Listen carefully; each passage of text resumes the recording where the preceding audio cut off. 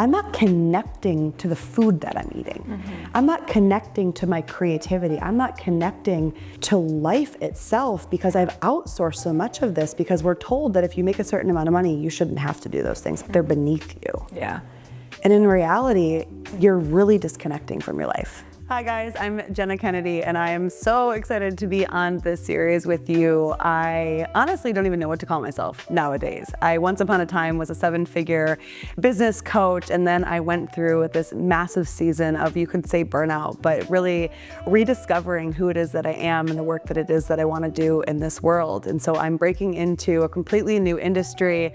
And honestly, at this season in my life, I'm living, I'm learning, I'm growing a human, and I'm just bringing people along on that ride and on that journey to really build a life and a business and a legacy and an impact that is so uniquely yours and nobody else's. So come on along. I'm excited to be on this series and see you there. Hey, I'm Taylor Davis. Welcome to Wildly Satisfied. I hope you enjoy the show.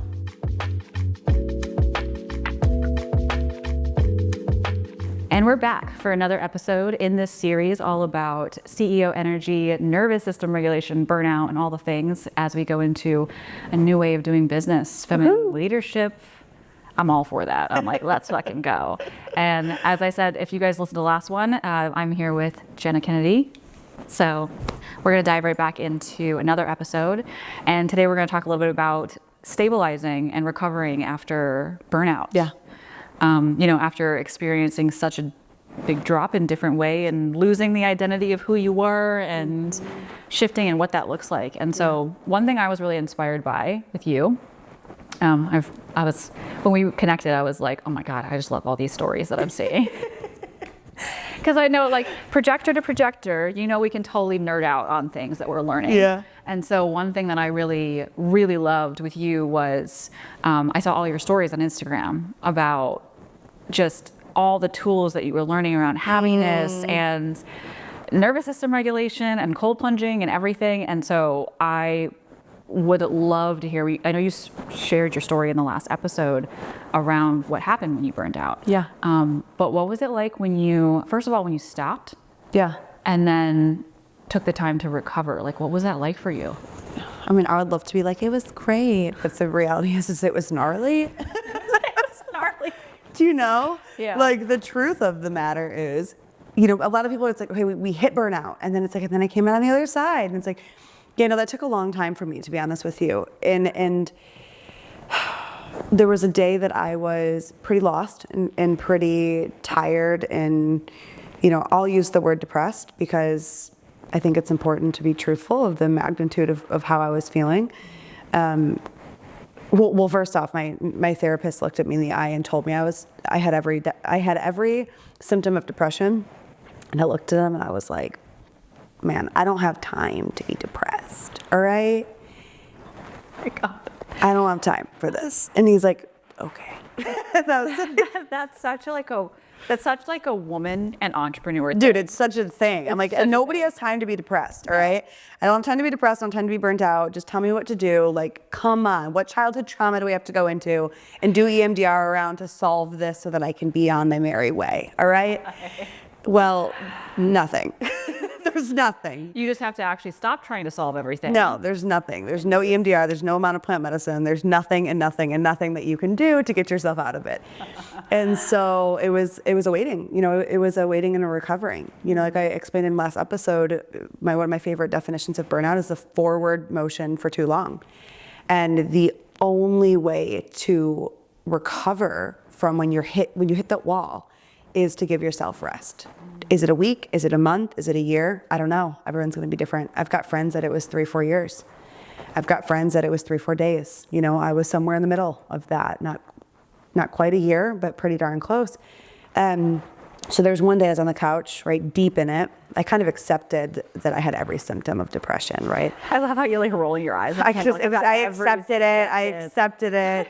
It was something I didn't want to accept because my family struggles with mental health, and my dad has had a history with depression, and it was something that I didn't want to accept because I was like, nope, not me, And so I finally accepted it, and my husband's a saint. You've met him. He's sweet, nurturing, kind, like supportive human. So kind. Oh my gosh, such a heart of gold. And he came over to me and I was like, babe, I feel like every day I have to fight for my happiness and it's not fair. Like I was always a human that just like, I woke up happy. Like I was happy everywhere I go. I love people. I love life. Like my whole life I've just kind of had this like vivacious energy. And I'm like, I have to fight to even feel an ounce of happiness. And I hate it. And he was like, I hate it for you too. But this is just where you're at. And so I kind of started to just wonder, how does one fight for their happiness? Like, isn't that kind of like a backward, is it that an oxymoron? Right? Right? Like, right? Yes. But those were the only words that could explain what I was feeling. yeah. I'm like, how the hell do I do this? Like, how does one like work for happiness? I've always just been happy. Oof.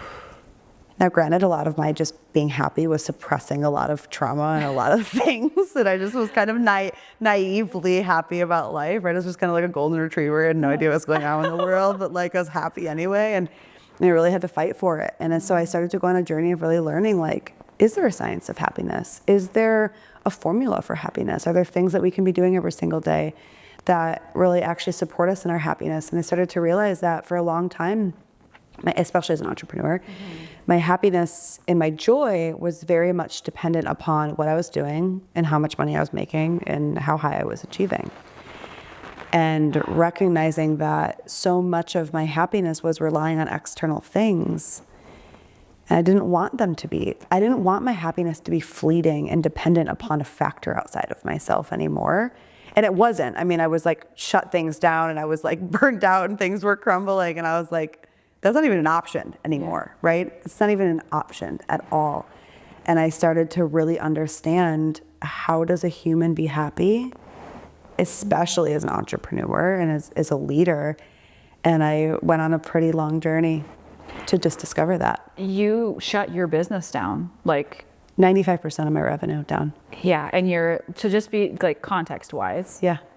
multi 7-figure years. Right? Yeah, 1.4 million 2 years in a row. 2 years in a row. Yep. Very well known in the industry, for lack of a better No, term. for sure.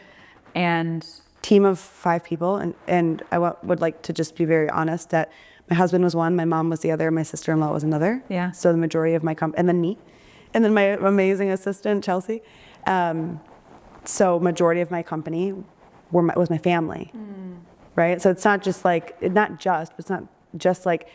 an assistant that I paid minimum wage. Like it was like I built my company so that I could run it and do cool things with my family. oh, Right? yeah. So, and yeah, my whole lifestyle. I mean, I didn't just make 7 figures once. Like I had made a lot of money over a long period of time, right? I had changed my whole lifestyle because really for almost 2 years, I was between 70 and $100,000+ months. So my whole lifestyle is dependent upon how much money I'm making. Oh my God. Oh, so I have a question there, because what were the defining differences? Because you said your whole lifestyle was around it. When you were making those months compared to now, or compared to when you like kind of woke up with depression, for the lack of a better description. Yeah. What were the things that you were doing during those high earning months where you're like, oh my God, I have it all, Yeah. compared to like what you're doing now? Yeah. Like what were the differences there? I drove a sick car. That's great. Okay. So fast. Okay. Got a ticket in it. And got pulled over another time with a warning. It's fine. It's fine. It was just our lifestyle. You know, the house that we live in, the car that I drove, just my way of life. Like I was getting massages and going to acupuncture, and I had like a whole self-care everything. We were going out to eat all the time. We were going on vacation all the time. You know, I was once a quarter, every other month, I was meeting a friend here or going here. Like I love having money. Yeah. I love spending money. I was spending money and having money. It was a really fun. It's very nice. It's very nice to have money and spend money. Yes. It's so nice. You know, it was like, if you want to go super into it, and I went through time that I reevaluated everything, right? My self-care routine was what you see from influencers on the freaking internet, right? It was like, I was getting Botox, I had hair extensions, I was dyeing my hair blonde, I was getting my nails done every, I don't know, 10 days or whatever. massages. I had a membership, and some people are listening like, oh my God, for real, like first world problems. But like, I created this life around having a good amount of money. Yeah. And then I started to realize as I wasn't making the money and had no desire to make that much money at that point in my life, like I was like, why am I dyeing my hair this color? And why do I have hair extensions? And why am I doing Botox? And why do I have to do this? And why am I doing this? And I started to ask myself, are these things important to me any longer? And they really weren't. You know, it wasn't important for me to like go out to lunch every other day with a friend or a business meeting. Like, I really didn't need these things, and I thought that those things made me happy, and they I would say like brought me temporary moments of joy. But like, do they really actually build long-term happiness? Not at all. Yeah. Not at all. Yeah. I feel like I wanted to bring that up because, you're like, oh yeah, first world problems. It really is true that you can have all the money in the world and be completely despondent and depressed. And like, sure. You're doing all the things. Literally, people are like, oh, go get massages, go do the things. It's like, no, you had all that, and it's still, but you were trying to keep up. Mm-hmm. And I'm very curious of like, what was your day-to-day like compared to now, where day-to-day you were running the multi-seven-figure company versus now, and you had it all, quote unquote, had it all in this version, and it was leading to burnout. Yeah. So what were the defining differences in like day to day from what you see looking back to what you have now? So good. Well, I will say that there's a study that's been done before I dive into that. And I'm not gonna put too much weight on this dollar amount because hello inflation, but at the time that it was done, I think it was in the 90s, late 90s, it was essentially measuring happiness over the course of time and looking at the effects of money and happiness, and does it buy happiness? And it does up until a certain amount. Yeah. At the time the study was done, it was 70,000. I would be willing to bet it's probably about double at this point in time with our life, with our lifestyle and inflation and all the things. But the reality, or the truth of the study is simply this. When all of your needs are met and you're out of survival mode, Yes. and you can like have some of the basic things that you've wanted to have in life, anything over that dollar amount wise cannot bring you happiness. Now, I think it can bring you short-term happiness. Like, it is nice to go on vacation every once, and it is nice to have these experiences in life because you are fully living life. But after a certain amount of money, it's not doing anything. Studies have proven it. And it's, by the way, everybody, she's not talking about $75,000, because I remember when this study came out. Yeah. And so many people were like, no, this is blah, blah, blah. There was a lot of like backlash. Obviously that was done in the 90s. For sure. Let's just say you double it or you're making 120,000. Yeah, there's a threshold. There's a threshold. There's a threshold for everybody. Yeah. Absolutely. Yeah. So I just think that that's really important to note, because I grew up in a household with a single mom that would always say, they say that money doesn't buy happiness, but it sure would help. She was a struggling single mom. You know, we didn't have the ability to go out to eat, to go on vacation, to buy a bunch of new clothes. Like, we just didn't have that growing up. It wasn't my lifestyle. So I really did think, I kind of called BS on that. I'm like, no, money does and it can buy happiness. But I think money can and does buy safety and security. Yes. And then after that, and it really doesn't do much.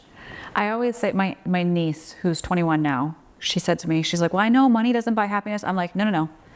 It absolutely can buy things that make you happy. Money can't buy love. Yeah. Which is what people confuse a lot of the time. Yeah. Like, money's not going to buy you love.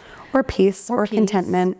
No, but it can give you things, or not things, experiences, whatever you want to spend your money on. It's a little bit different. Yeah. No, I love this. Okay, so the day-to-day. Yeah. That's what you asked me. Yeah. We'll close that loop. So I love closing lists. I said that before we started. I was like, I love loop closing. Me too. I always follow. I'm like, too. hold on, loop's gotta close. Yeah. So what was my day-to-day like? Completely different. Oh my gosh, completely different.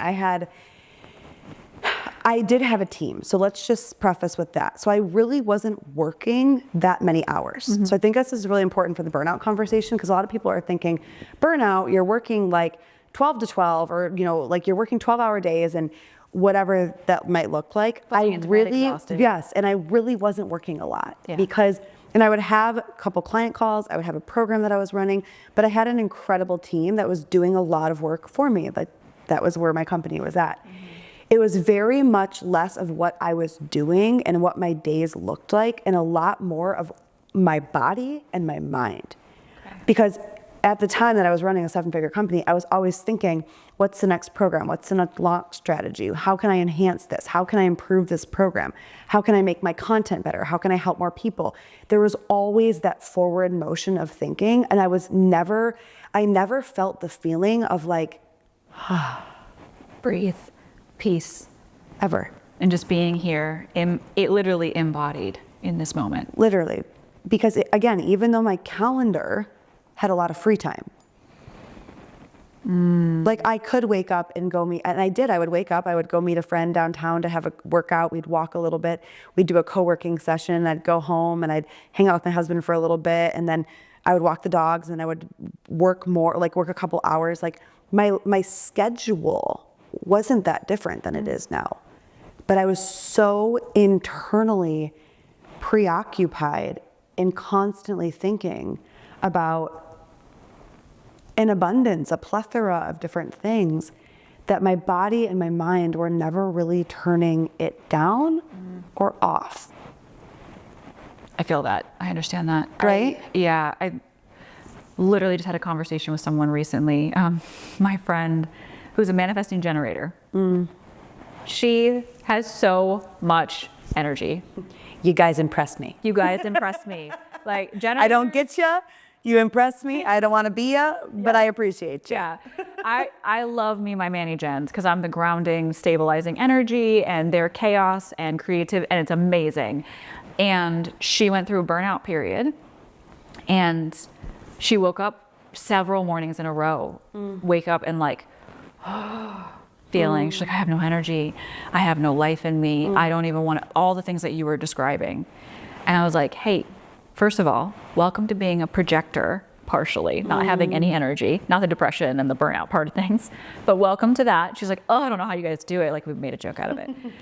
But it was also, I was like, you have to slow down, because the way that we're taught how to do business and how they're like, go hard and hustle and do the thing. And it's not always physical movement, the hustling. It's not always, it's your mind running and always building and always going to the next thing and always pursuing. Yes. And when your mind is running like that, even when you're not thinking, even when it's not ruminating thoughts, when you go to sleep and your mind's running and then you wake up exhausted, and then the next day you just keep doing it over and over and you're never in your body. I feel like that's such a beautiful point that you made. And so when you were going through the shift, first of all, what were some of the things that you started doing to shift from that? Obviously, you like closed your business down, and I'm sure that was an entire grieving process and so gnarly. Difficult, very gnarly. Yeah. And then also, how has it shifted since then? Yeah. Well, I realized that things were just so complex. And I was like, why are they so complex? I don't care for any part of my life to be complex. I would love to be simple, like simplified. And I talked to a lot of friends that have run multiple 7 and close to 8-figure companies over the past couple months too. And almost every single one of them have had the same thing. Like, when the hell did things get so complex? You know, when we want to scale to new levels, which of course we want to do as entrepreneurs, like, let's just normalize that, right? Yeah. We're often looking at it through a limited lens of like, okay, well, let's say that you want to go from, let's say, $1 million to $5 million, right? Everything's going to change from $1 million to $5 million. It's not just simply doing more. It's a restructuring of yourself, of your company, of your business, of your reach. Like, everything changes. And unfortunately, in that, it gets very complex. And we could say the same thing to go from 6 figures to $500,000 a year. Yeah. Right? Everything has to change. And we really have to ask ourselves, like, what is the role that we want to play in this change? Like, do we really, truly want to play this role, or do we want to play this role? And this is like the redefining, right, of the CEO, which I know we're going to get to in future episodes. But we really have to be smart about asking ourselves, like, realistically, how much work do I want to put in here? And do I want to put the work in of this figures, or do I want to stay in my zone of genius and do the things that I love?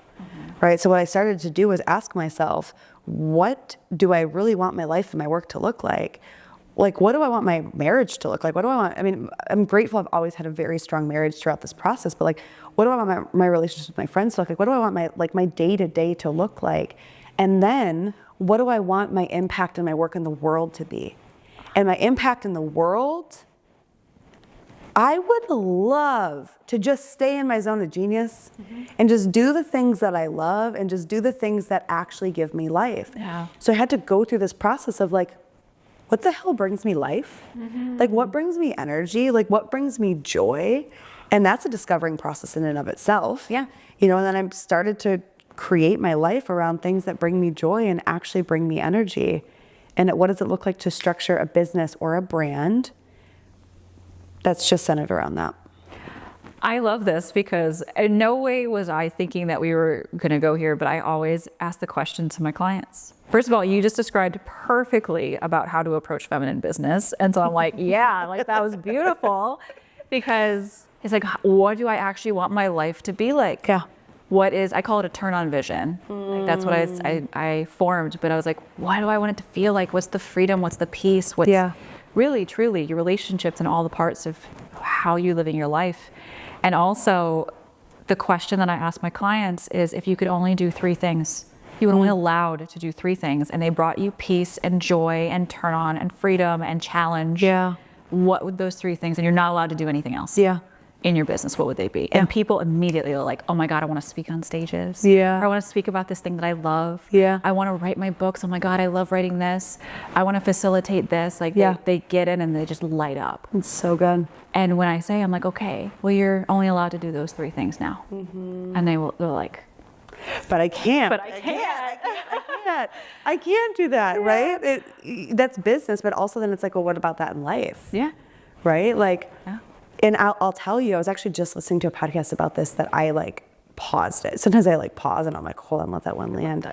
And she said, it was Casey Means, and she said, because of the feminine movements that we've seen in the world, that we've all grown up seeing in the world, we've demonized the connection to life. Like we've demonized like cooking, like, oh, you're gonna cook your own meals, or you're gonna garden, like you're gonna get your hands dirty, like you're gonna clean your own house. Like that was a big thing. I had a mentor tell me, you make way too much money to clean your own house.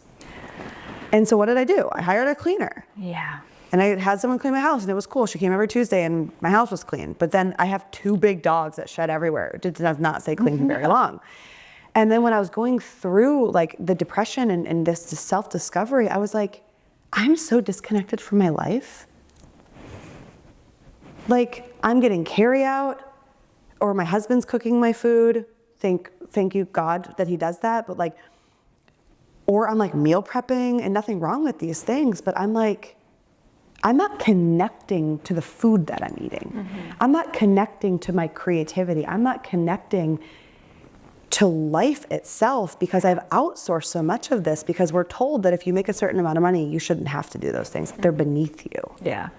And in reality, it's you're really disconnecting from your life. I was like, do you enjoy those things? Like, Right. What if you enjoy sitting there and cooking your meal, and you're like, oh, but some mentor told me that I shouldn't be cooking my meal. I should hire someone. Well, here's the crazy thing is I didn't enjoy it. Oh. I hated cooking. Okay. Because I had shit to do. I feel that so much. And I had places to be, and I had people to help, and I had money to make. I don't have time to spend 2 hours in the kitchen. Yeah. I got time to go get my nails done, but I don't got time to stay in the kitchen. That is like, that's like peasant stuff. Like truly, we don't recognize that we're programmed this way. And so when I started to like kind of have things crumble, and I was like, oh, okay, hold on. I was like, what would it look like to actually enjoy that? My brother is a chef, and he's a phenomenal chef. And I watch him in the kitchen. He like does all these things, and he like whips up this meal, and it's to have a meal from someone that like made it with love. I was like, that's interesting. Tastes different. And I fought, right? And it tastes so different. So different. No seed oils. It tastes way different. And I started to follow my curiosity. And I was like, wait, I have a curiosity for cooking and baking. And I never in my entire life thought it would bring me joy, ever. Same thing with gardening. I was like, we haven't got time to do that. Be outside and garden. And then all of a sudden, I grow my first patch of watermelons, and I'm like, oh my God, I don't ever want a watermelon from the store again. But I didn't think these things would ever bring me joy, because they were just like in that part of my life that was like, nope, you don't tend to do that. Yeah, never even thought of that. I feel like I want to go so much deeper into this, but we'll leave that for the next episode because I definitely want to talk about dopamine chasing and a couple other pieces too, because this is so, I was like watermelon, juicy. I really want some watermelon now. It's, garden your own. You're going to really want your own watermelon. I also feel like, I don't know if this is a Michigan thing, I love watermelon. And oh my God, my husband and I currently are eating it with a spoon. Yeah, I can eat a whole watermelon in one sitting. It is really sounds savage. So true. Oh my God. We will definitely go more into that in the next episode. Maybe not watermelon, but other things, and dive more into what it looks like to switch into the life where what we are describing of like, okay, well, you're recovering and noticing when you're going into burnout, and you don't have to be fully burned out, by the way, to start. Like, you don't need to wait until it's like horribly bad. If you're feeling this even a little bit, start shifting and start bringing these things in. And we'll dive a little bit more into that next episode. Okay.